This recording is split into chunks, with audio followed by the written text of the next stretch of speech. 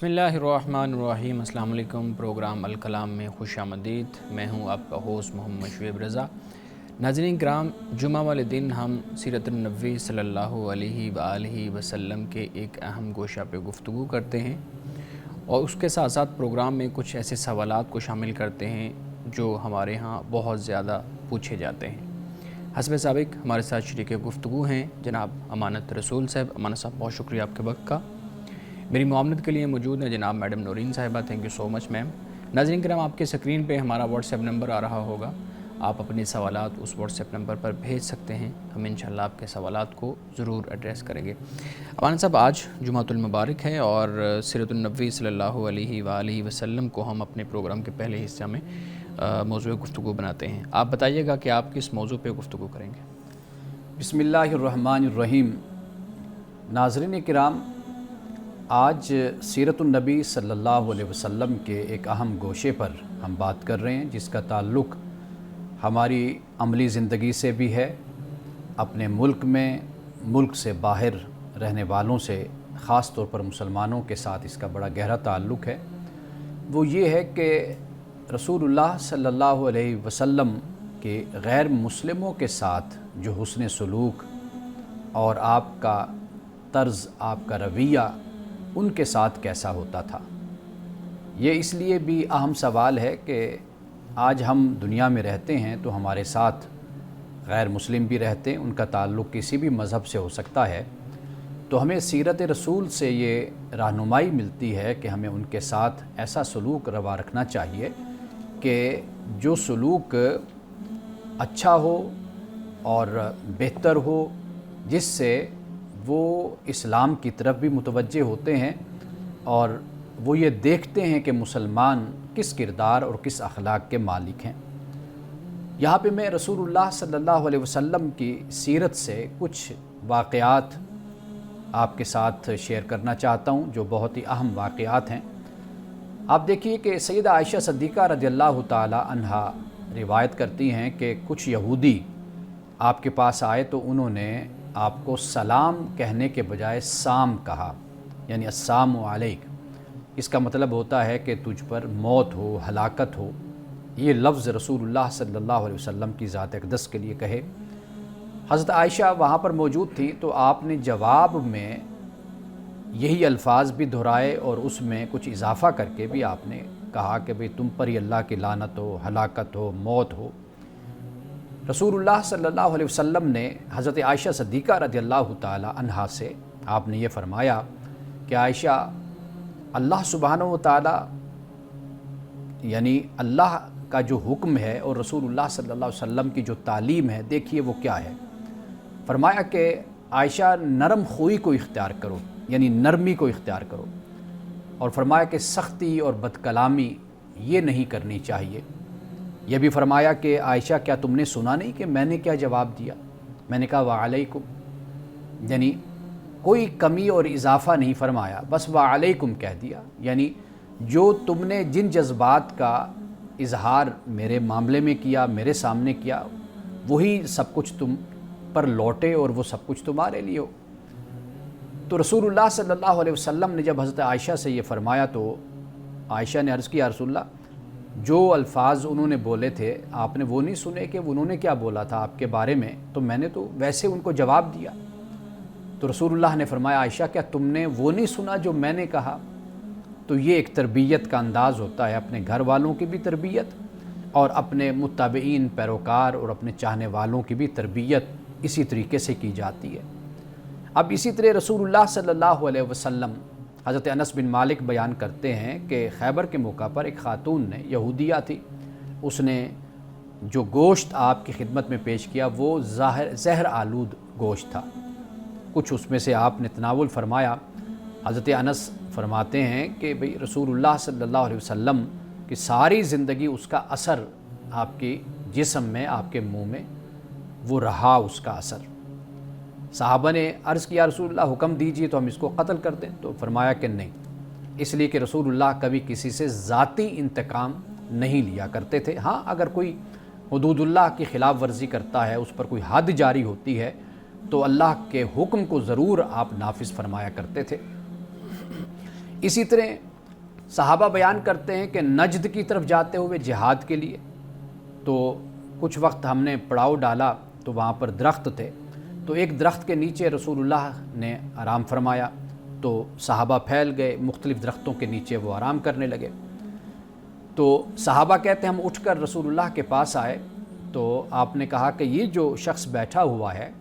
تو میں اپنی تلوار لٹکا کر درخت کے ساتھ سویا ہوا تھا تو کہ یہ پھر آ گیا اور اس نے آ کر میری تلوار اٹھا لی اور کہا کہ بھئی اے محمد تمہیں کون مجھ سے بچائے گا؟ تو آپ فرماتے ہیں کہ میں نے کہا کہ بھئی مجھے اللہ بچانے والا ہے۔ جب میں نے یہ کہا تو اس پر لرزہ طاری ہو گیا، یہ کانپنے لگ گیا، تلوار اس کے ہاتھ سے نیچے گر گئی، تو اس کو ادھر میں نے بٹھا دیا ہے۔ تو رسول اللہ صلی اللہ علیہ وسلم کو صحابہ نے عرض کی یا رسول اللہ اس کو ہم ختم کر دیں کہ یہ آپ کی جان لینے لگا تھا، تو آپ نے فرمایا کہ نہیں، میں نے اس کو معاف کر دیا۔ تو گویا کہ رسول اللہ کا طریقہ کار یہی تھا، آپ کی سنت یہی تھی کہ آپ معاف بھی کرتے تھے، اور کسی بھی، یہاں تک کہ ایک تو غیر مسلم ویسے غیر مسلم ہے، دوسرا یہ کہ اگر دشمن بھی آپ کا ہو تو آپ اس کو بھی معاف کر دیا کرتے تھے، بد دعا نہیں دیا کرتے تھے۔ اسی طرح ایک غزوہ کے موقع پر کہ مسلمانوں سے جہاں پر سامنے کھڑے ہو کر لڑنے والے جب قتل ہوئے تو ساتھ ہی کچھ بچوں کا بھی قتل ہو گیا، مشرکین کے بچے بھی قتل ہو گئے۔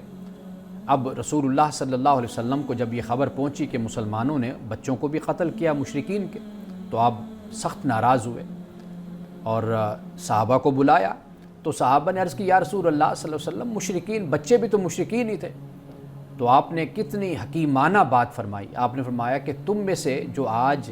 بڑے مکرم ہیں اور بڑے شرف والے ہیں، یہ بھی تو آخر کبھی مشرکین کے بچے ہی تھے، یعنی مشرک ہی تھے۔ تو مطلب کیا ہوا؟ مطلب یہ ہے کہ اسلام میں جو جنگ ہے وہ صرف اسی سے ہوتی ہے جو آپ سے لڑ رہا ہوتا ہے، جو آپ کے مقابل کھڑا ہوتا ہے۔ نہ بچوں سے جنگ ہوتی ہے، نہ بوڑھوں سے جنگ ہوتی ہے، نہ عورتوں سے جنگ ہوتی ہے،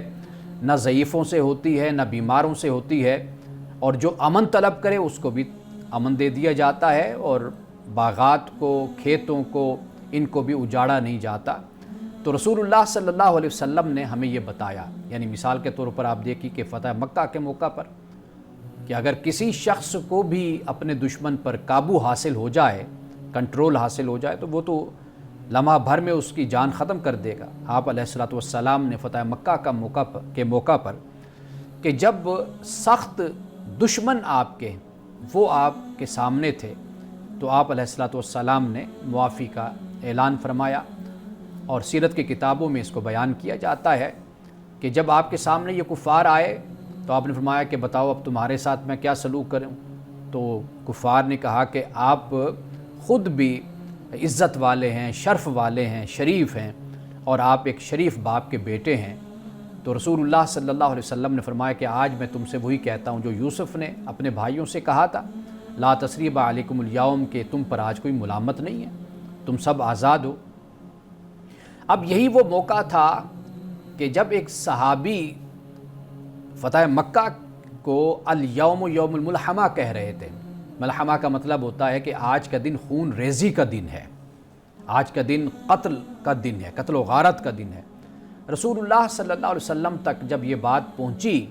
تو آپ نے فرمایا کہ نہیں، آج کا دن مرحمہ کا دن ہے، ملحمہ کا دن نہیں ہے، یعنی خون بہانے کا دن نہیں ہے، آج کا دن رحمت کا دن ہے۔ تو رسول اللہ صلی اللہ علیہ وسلم نے اپنے اخلاق سے اور اپنے سیرت سے ہمیں مسلمانوں کو یہ سبق دیا کہ اگر دشمن ہو، کوئی غیر مسلم ہو، وہ کسی تکلیف میں مبتلا ہو جائے، اس پر کوئی مصیبت آ جائے، تو اس کی مصیبت اور تکلیف سے تم خوش نہ ہوا کرو، بلکہ انسانیت کے ناطے سے ہمدردی اپنے اندر پیدا کرو اور ہمدردی کا اظہار بھی کیا کرو، اور اس مشکل میں اس کا ساتھ دینے کی کوشش بھی کیا کرو۔ اور کچھ نہیں تو انسان ایک اچھے الفاظ جو انسانیت پر مبنی الفاظ ہوتے ہیں وہ تو کم از کم انسان بول سکتا ہے۔ رسول اللہ صلی اللہ علیہ وسلم کے سامنے جب کسی غیر مسلم کا کوئی بھی ہوتا، جنازہ گزرتا، تو رسول اللہ ایک جنازے جب گزرا تو کھڑے ہو گئے، تو صحابہ نے عرض کیا رسول اللہ یہ تو یہودیہ خاتون ہے، یعنی غیر مسلم ہے، کافرہ ہے۔ آپ نے فرمایا کیا یہ انسان نہیں ہے؟ تو گویا کہ ہمیں اس بات کی تعلیم دی جاتی ہے، تو مسلمانوں کو چاہیے کہ وہ رسول اللہ کی سیرت کا مطالعہ کریں، پڑھیں، تاکہ اب آپس میں تو محبت ہونی ہی چاہیے مسلمانوں کے درمیان، لیکن اس محبت کو اس طرح بانٹنا چاہیے کہ یہ سب کے لیے چھاؤں کا اور سائے کا باعث بنے اور سب کے لیے راحت، خوشی اور سکون کا باعث بنے۔ یہ رسول اللہ کی سیرت ہمیں بتاتی ہے، اور آج کا یہ موضوع میرے لیے، آپ کے لیے، ہم سب کے لیے ایک بڑا پیغام ہے کہ ہمیں چاہیے کہ ہم بلا تفریق، رنگ، نسل، مذہب، انسانیت کی بنیاد پر لوگوں کے ساتھ ہمدردانہ اور اچھے تعلقات قائم کریں اور ہمیشہ ان کے دکھ میں اور غم میں برابر کے شریک ہوں۔ ناظرین کرام، یہاں وقت ہوا چاہتا ہے ایک بریک کا، ہمارے ساتھ رہیے گا۔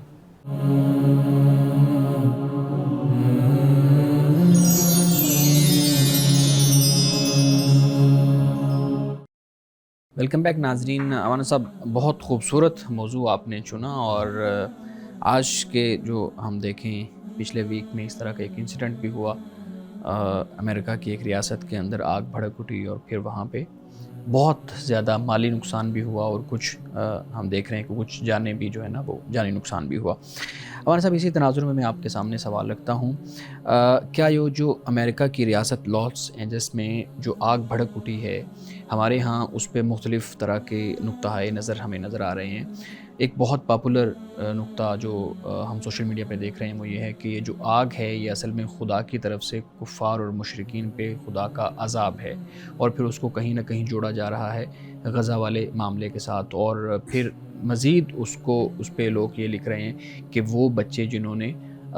غزہ کے اندر جن کی جانیں گئیں یا جن کو زخمی کیا گیا، ان کی بد دعاؤں کی بدولت امریکہ کے اندر یہ آگ لگی ہے۔ آپ کا کیا خیال ہے کہ واقعی ہی خدا کی طرف سے ان پہ اس معاملے میں عذاب ہے؟ سب سے پہلے جو اہم نقطہ ہے وہ یہ ہے کہ تقریباً کوئی 1.5-2 سال ہونے والے ہیں غزہ میں، فلسطین میں جو مسلمانوں کی صورتحال ہے، جی جی، اور وہاں پر جس طریقے سے بمباری کی جا رہی ہے، اور وہاں پر ہزاروں جانیں جو ہیں وہ تلف ہوئی ہیں، نقصان ہوا، اور ہاسپٹلز کیا تو تعلیمی ادارے کیا، سڑکیں کیا، پورا انفراسٹرکچر جو ہے ان کا تباہ کر دیا گیا ہے۔ اس میں کوئی شک نہیں ہے کہ مسلمانوں میں جذبات اس حوالے سے یہ ہیں، لیکن مسلمانوں کو اس بارے میں شعور دینے کی ضرورت ہے، یہ بات سمجھانے کی ضرورت ہے کہ اگر کوئی ایسے عذاب کا معاملہ ہو،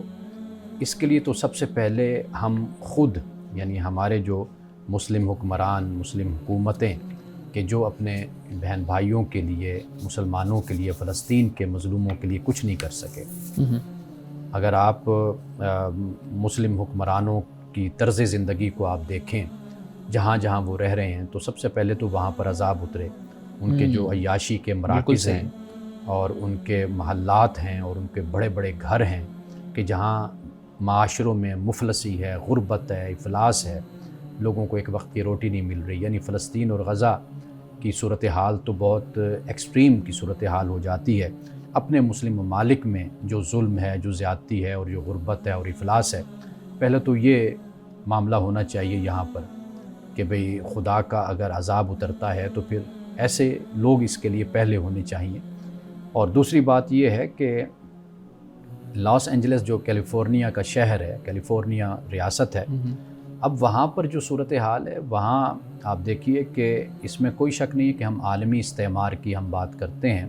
عالمی طاقتوں کی بھی ہم بات کرتے ہیں، لیکن آپ یہ دیکھیے کہ اس میں نقصان کس کا ہوا؟ اس میں نقصان ہوا ہے عام شہریوں کا۔ بالکل صحیح۔ اور امریکہ جیسا ملک، یہاں پر بھی لاکھوں کی تعداد میں عوام نکلی ہے کہ جنہوں نے غزہ کے اور فلسطین کے مسلمانوں کے ساتھ یکجہتی کا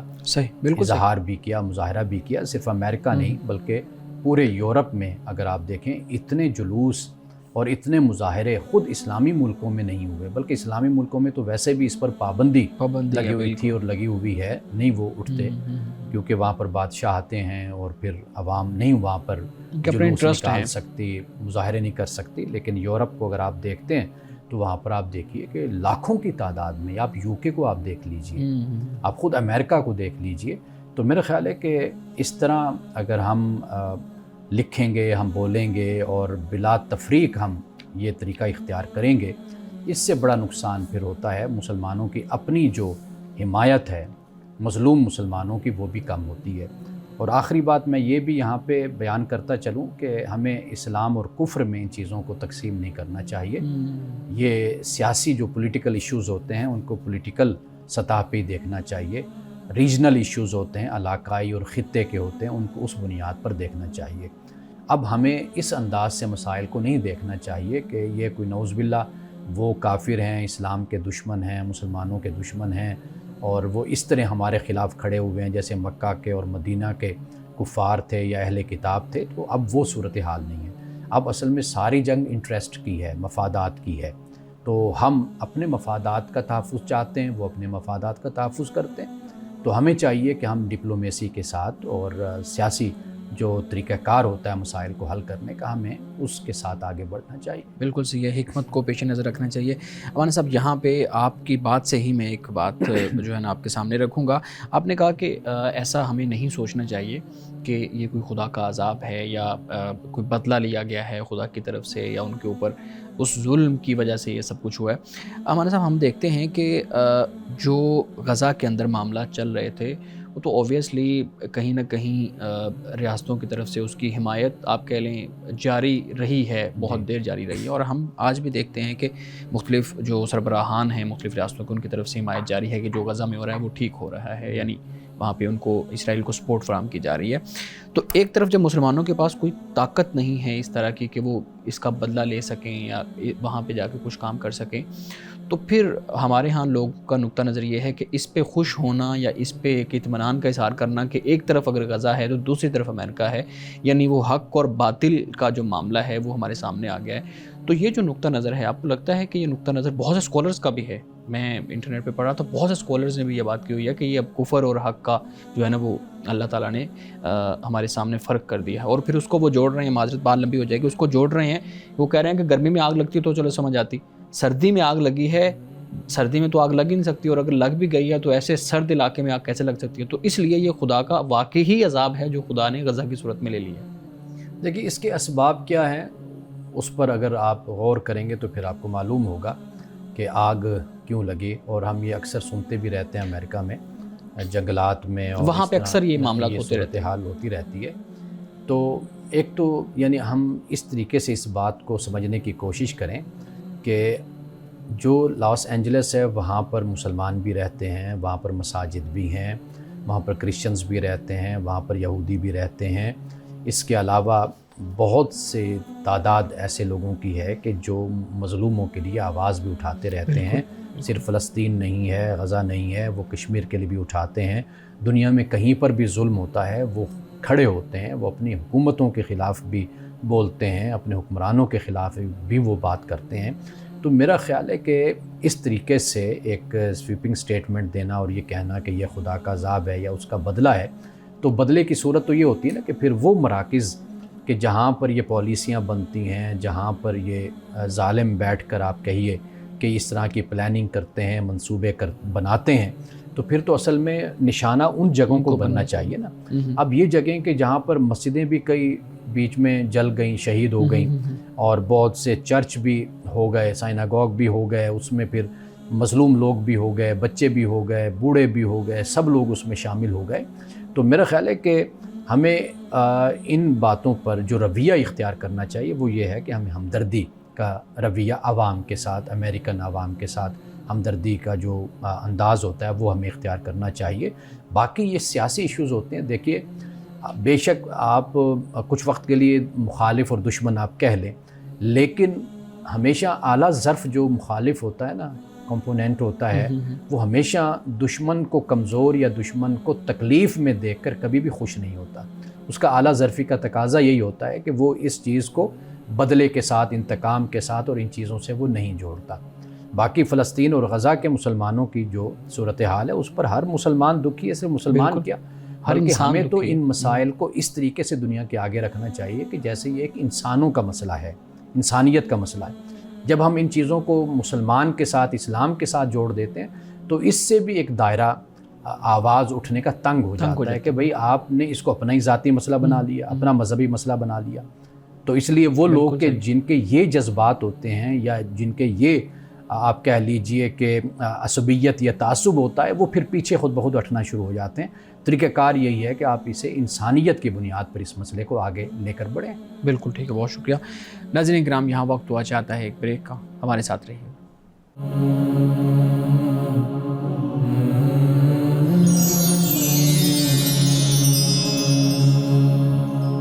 پروگرام میں ایک دفعہ پھر خوش آمدید۔ مولانا صاحب، بحث چل رہی ہے کہ امریکہ کی ایک ریاست میں آگ بھڑک اٹھی اور پھر بہت زیادہ نقصان ہوا، اور ہمارے ہاں پھر ملا جلا جو ایک نقطہ نظر ہے، رویہ ہے، وہ سامنے آیا۔ ہم بات کر رہے تھے کہ ہمیں اس کو حق اور باطل کے مقابلہ کے طور پہ نہیں لینا چاہیے، لیکن ہمارے صاحب جب بھی ہمارے ہاں یا کسی بھی ملک میں ایسا معاملہ ہوتا ہے تو ہمارے ذہن کے اندر یہی پھر وہ مسلمان اور پھر وہ مشرک اور پھر عذاب والا معاملہ آ جاتا ہے۔ سوال میں یہ پوچھنا چاہ رہا ہوں کہ ہمارے دماغوں کے اندر یہ زہر کیوں بھر دیا گیا ہے کہ جب بھی کسی غیر مسلم ریاست میں، کسی غیر مسلم ملک کے اندر جہاں پہ حکومت مسلم نہیں ہے، وہاں پہ معاملہ ایسا ہوگا، آگ بھڑک اٹھے گی، قدرتی آفت کوئی بھی آ جائے گی، تو مسلمانوں نے بطور خوش ہونا ہے، اور اس کو وہ خوش ہونے کو وہ عبادت کہہ لیں یا ایک اچھا عمل شمار کرتے ہیں۔ یہ زہر ہمارے ذہنوں میں کیوں بھرا جا چکا اور اس کا حل کیا ہے؟ دیکھیے، آپ تو عالمی سطح پہ بات کر رہے ہیں نا، اگر آپ لوکلی بھی دیکھیں تو ہماری تربیت اور ہمارے جذبات اور ہمارا ماحول اسی طرح کا ہی بدقسمتی سے اپنے اوپوننٹ کو دیکھ کے ہمارا رویہ یہی ہوتا ہے۔ یعنی مثال کے طور پر ہماری اگر لڑائی مسلک کی بنیاد پر بھی ہے نا، شخصیات کی بنیاد پر ہے، اب آپ دیکھ لیجئے کہ ہم نے اپنے اپنے گستاخ بنائے ہوئے ہیں، یعنی یہ جو فلاں ہے یہ فلاں کا گستاخ ہے، یہ جو ہے یہ فلاں شخصیت کا گستاخ ہے،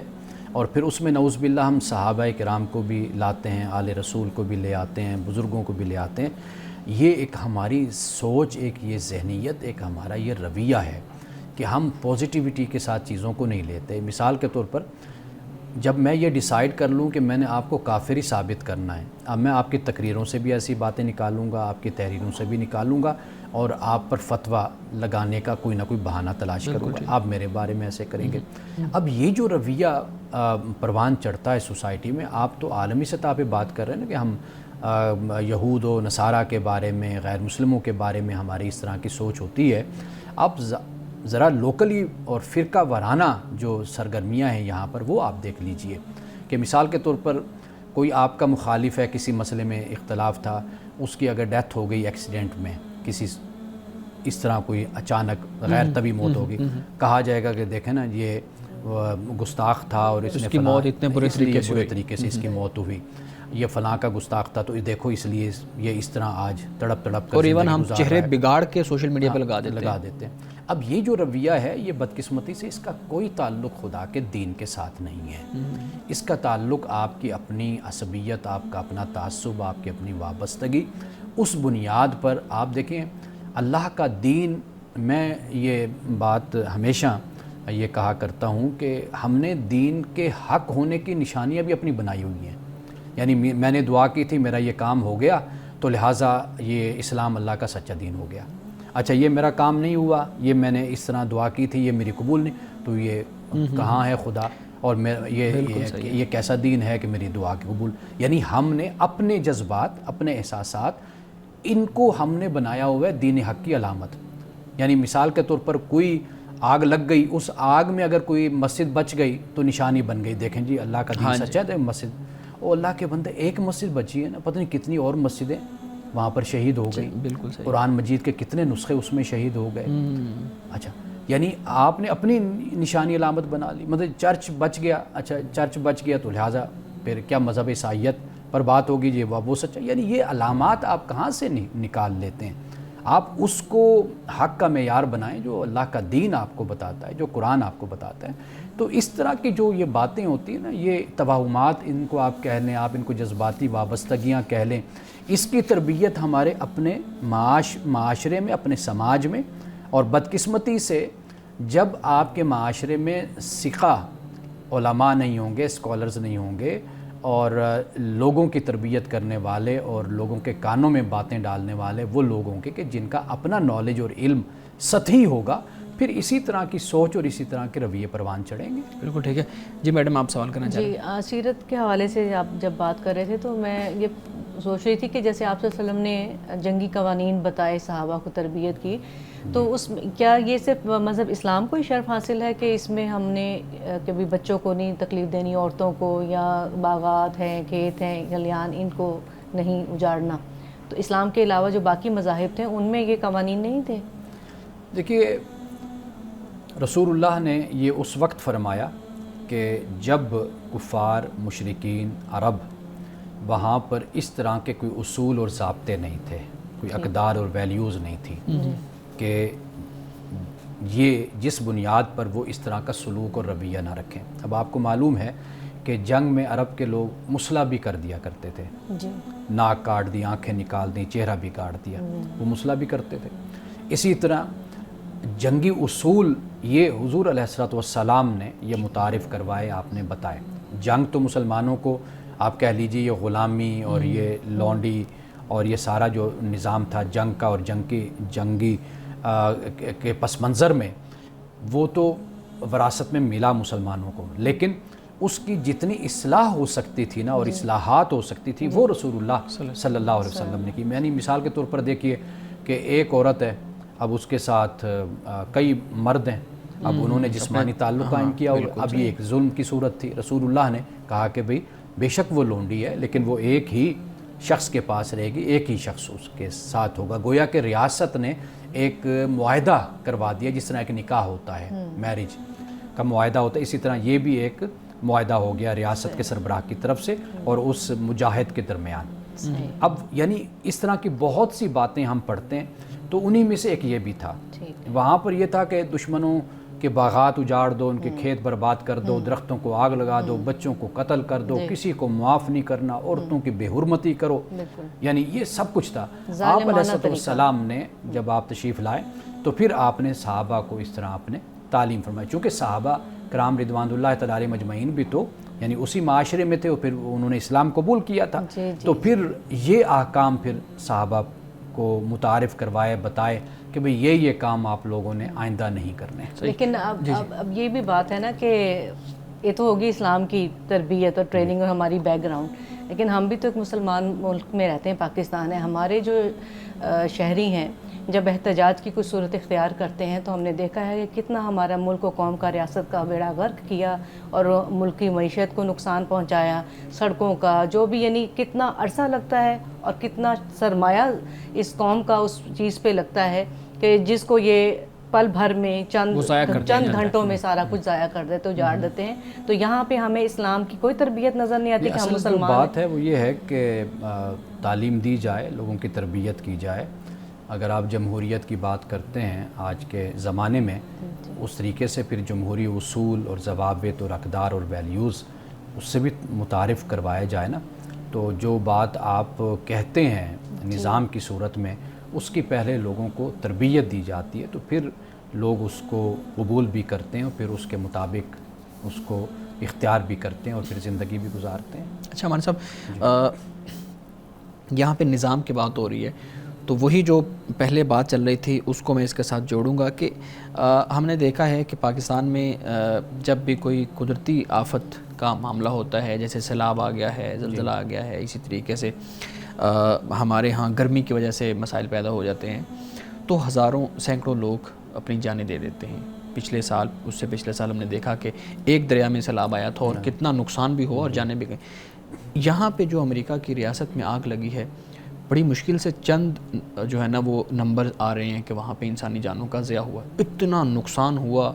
اتنی بڑے لیول پہ آگ بھڑکی، لیکن جانی جو نقصان ہے وہ بہت کم ہوا۔ کمپیریٹیولی ہمارے ہاں چھوٹا مسئلہ ہوتا ہے لیکن جانیں زیادہ جاتی ہیں۔ کیا فرق ہے اور اس کی وجہ کیا ہے؟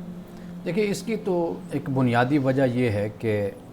ان کا جو سسٹم ہے پروٹیکشن کا، حفاظت کا، وہ بڑا ایک اسٹرانگ نظام ہے۔ مثال کے طور پر میں پڑھ رہا تھا سوئٹزرلینڈ کے بارے میں، سوئٹزرلینڈ کی جتنی آبادی ہے نا، اس سے زیادہ ان کی حفاظت کا انتظام ہے۔ یعنی اس طرح ہے کہ وہ زیر زمین، پوری کی پوری آبادی زیر زمین چلی جائے گی، اور جس طرح وہ زمین کے سینے پر رہ رہے تھے اسی طرح وہ زمین کے اندر بھی وہ اسی طرح رہیں گے۔ اور میں پڑھ رہا تھا کہ وہ تعداد یعنی جو زیر زمین انتظام کی ہے وہ کہیں زیادہ ہے اس سے جتنی ان کی آبادی ہے۔ یعنی یہ اصل یہ طریقہ ہوتا ہے نا ایک قوم کا، ایک ریاست کا، کہ اس طریقے سے وہ اپنے لوگوں کو محفوظ کرتی ہے۔ یہی معاملہ ہے کہ امریکہ میں یا دیگر ریاستوں میں ہم دیکھتے ہیں کہ ایک نظام ہے، لوگ جو زندگی بھی گزار رہے ہیں وہ آپ جانتے ہیں کہ صحت مند زندگی وہ گزارتے ہیں، اور ان کے لیے خوراک کا، ان کے لیے دوائیوں کا، ان کے لیے چیک اپ کا بہت اعلیٰ انتظام ہوتا ہے، اور بلکہ یہاں تک کہا جاتا ہے کہ مریض تنگ آ جاتا ہے ڈاکٹر اس کو نہیں چھوڑتا، باقاعدہ طور پہ کہا جاتا ہے، ریمائنڈر دیا جاتا ہے باقاعدہ طور پر، یعنی اگر آپ ایک دفعہ ہاسپٹل چلے گئے تو بس اس کے بعد پھر آپ کا رابطہ ہاسپٹل کے ساتھ رہے گا، آپ کا مکمل چیک اپ۔ تو مطلب یہ ہے کہ ایک تو ریاست اس کو قبول کرتی ہے، ایک نظام بناتی ہے، اور اس کے لیے کوئی شخص امیر ہو، غریب ہو، بڑا ہو، چھوٹا ہو، وہ اس کے لیے اہم ہوتا ہے۔ یہ سب سے بڑی بات۔ آخری بات یہ ہے کہ آبادی کا بھی فرق ہوتا ہے،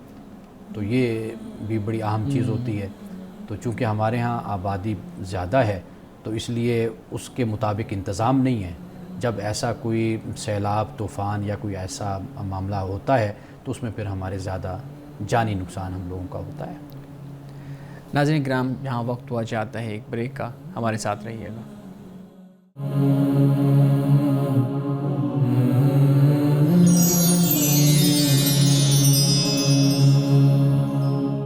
پروگرام میں ایک دفعہ پھر خوش آمدید۔ جی میڈم پلیز، آپ سوال کرنا چاہ رہے ہیں۔ جی امان صاحب، مجھے انگلینڈ سے سوال 2-3 موصول ہوئے، ان میں سے پہلا یہ ہے کہ جو بھی بچے وہاں پہ ہمارے مسلمان بچے پڑھتے ہیں اور ان سکولز میں ظاہر ہے انہیں جانا ہے، تو وہاں پہ مکس کلچر ہے اور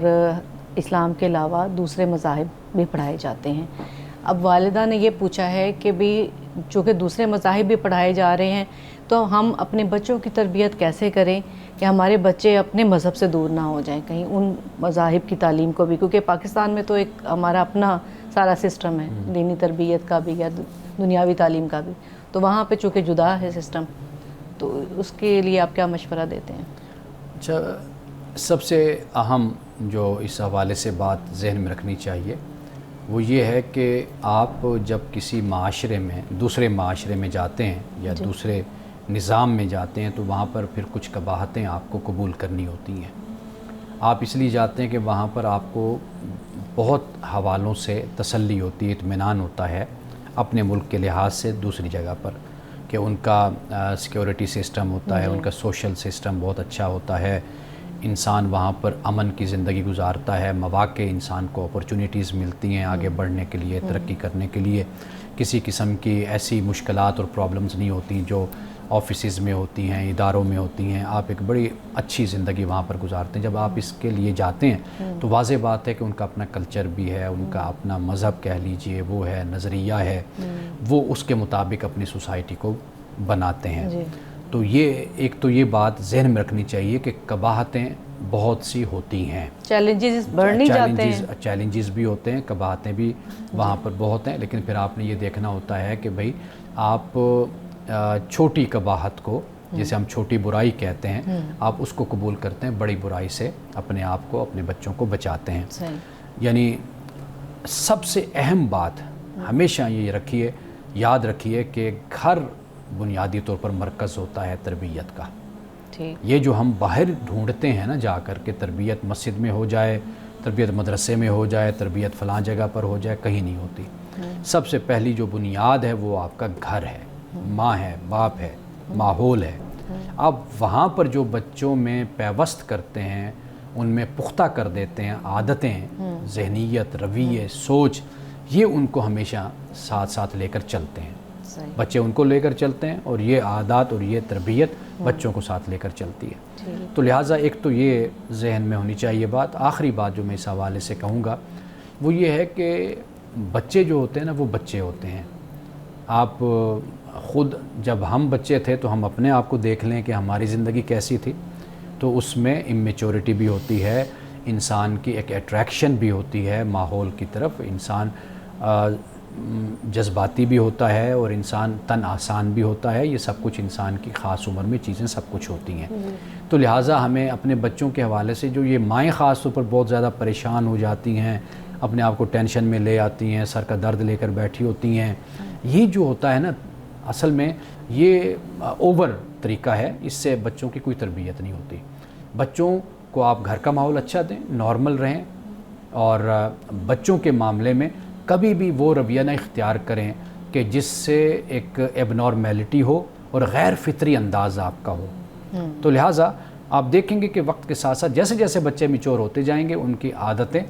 ان کا طرز زندگی آپ کو خود پتہ چلے گا کہ یہ اب صحیح ٹریک پر آ گئے ہیں۔ لیکن اس کے لیے شرط یہ ہے کہ والدین خود گھر کے اندر گھر کا ماحول سب سے اہم ہوتا ہے۔ رول ماڈل بنے۔ یہ آپ یوں سمجھ لیجئے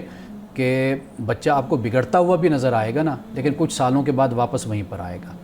یہ لاشعور آپ اس کو کہہ لیجئے، بیک آف مائنڈ کہہ لیجئے، جو بھی آپ لفظ اس کے لیے بولیں، وہ چیزیں محفوظ رہتی ہیں اور موجود رہتی ہیں، بچہ ضرور واپس آتا ہے۔ اچھا جی، ایک اور اسی طرح ان کا سوال یہ بھی ہے کہ اب چونکہ وہاں پہ کرسمس کے موقع پر بہت کامن پریکٹس ہے کہ مسیحی برادری کی طرف سے گفٹ دیے جاتے ہیں، اسکولوں کی طرف، اسکولوں میں بھی اسٹوڈنٹس کو بانٹتے ہیں، تو وہ یہ کہہ رہے ہیں کہ ہم ان کی طرف سے گفٹ ریسیو کر سکتے ہیں ایز اے مسلم؟ جی بالکل، گفٹ ریسیو صرف نہیں کرنا، آپ گفٹ دے بھی سکتے ہیں، ان سے آپ لے بھی سکتے ہیں، جی، اور اصل جو چیز ہے وہ ہے حلال۔ یعنی واضح بات ہے، وہ آپ کو گفٹ میں کیا دے دیں گے؟ موبائل دے دیں گے، کوئی کتاب دے دیں گے، کوئی ایسی چیز ہی دیں گے نا، تو وہ حلال ہے۔ آپ حلال بطور تحفہ دینا لینا سب جائز ہے۔ اور ایک مسلمان کو بھی دینا چاہیے؟ جی بالکل، یہ جسے ہم کہتے ہیں تالیف قلوب، جس کو قلب کہتے ہیں، دوسرے کے دل میں محبت پیدا ہوتی ہے، آپ کے قریب ہوگا۔ مسلمان یہی خواہش رکھتا ہے نا کہ وہ اللہ کے دین پر آ جائیں، تو وہ آپ کے اخلاق سے ہی آئیں گے نا، آپ کی محبت سے ہی آئیں گے۔ بلکہ بہت سے مسیحی برادری کی طرف سے ہماری عید کے موقع پہ بھی وہ بھی ہمیں تحائف دیتے ہیں، بالکل ایسے ہوتا ہے، کیک دیتے ہیں اور تحائف وغیرہ اور یہ ایک بہت اچھا اور بہت سے ایسے میرے اپنے دوست آپ کہہ لیجئے ہیں کہ جو باقاعدہ عید کے دن میسج بھیجتے ہیں مبارک کا۔ مولانا صاحب آج کے حدیث مبارکہ بیان کیجیے گا۔ حضرت ابو ہریرہ رضی اللہ تعالی عنہ سے روایت ہے، آپ فرماتے ہیں کہ رسول اللہ صلی اللہ علیہ وسلم نے فرمایا، ہر دن جس میں بندے صبح کرتے ہیں، دو فرشتے اترتے ہیں، ان میں سے ایک کہتا ہے یا اللہ خرچ کرنے والوں کو اچھا بدلہ عطا فرما، اور دوسرا کہتا ہے اے اللہ کنجوس کو ہلاک کرنے والا مال عطا کر۔ یعنی دو فرشتے زمین پر اترتے ہیں، جو انفاق کرتا ہے، خرچ کرتا ہے، یعنی اگر آپ یہ کہنا چاہیں کہ وہ خدمت انسانیت کرتے ہیں، دوسروں کی ضرورت کا خیال کرتے ہیں، ضرورت مندوں کو دیکھتے ہیں، ان کی دیکھ بھال کرتے ہیں، چونکہ وہ مالدار ہیں، تو اللہ تعالیٰ کا جو فرشتہ ہے وہ ان کے لیے دعا کرتا ہے۔ اور جو کنجوسی کرتے ہیں، معاشرے میں دیکھتے ہیں ظلم، زیادتی، ضرورت مندی، تنگ دستی، لیکن پھر بھی ان کے دل پسیجتے نہیں، نرم نہیں پڑتے، تو ایسے لوگوں کے لیے خدا کا جو فرشتہ ہے وہ ان کے مال کے ہلاک ہونے کی دعا کرتا ہے۔ ناظرین کرام، اس دعا کے ساتھ اپنے پروگرام کا اختتام کریں گے۔ اللہ رب العزت حسن کلام اور تاثیر کلام عطا فرمائے، ہماری زبان کے گروں کو کھول دے اور سننے والوں تک خیر کا پیغام پہنچے۔ اجازت دیجیے، خدا حافظ۔